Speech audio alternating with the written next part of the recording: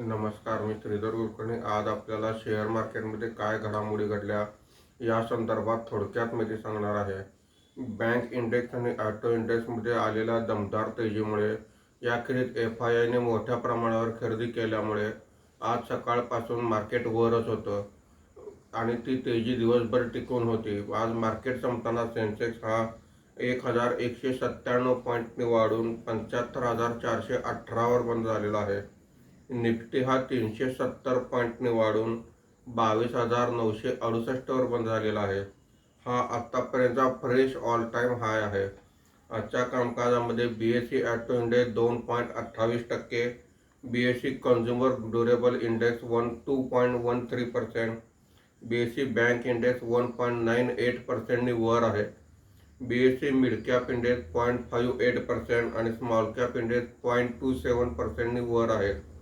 फक्त मेटल आणि फार्मा हे दोन सेक्टर सोडले तर सर्व सेक्टरमध्ये आज तेजी दिसून आलेली आहे.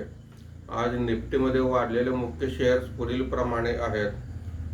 अडाणी एंटरप्राइजेस 7.84%, अडाणी पोर्ट 4.73%, मारुती सुझुकी 3.22%, L&T 3.60% अशी वाढ आहे. आज निफ्टीमध्ये घसरलेले मुख्य शेअर्स पुढील प्रमाणे आहेत. पॉवर ग्रीड 1.80%, सन फार्मा 2.87%, हिंदाल्को 1.13%, कोल इंडिया 0.88% अशी घसरण आहे. आज ITC सहित काही कंपन्यांचे क्वार्टरली रिझल्ट आलेले आहेत. FIIने मगाशी उल्लेख केल्याप्रमाणे 4,671 कोटी रुपयांची मोठ्या प्रमाणावर खरेदी केलेली आहे.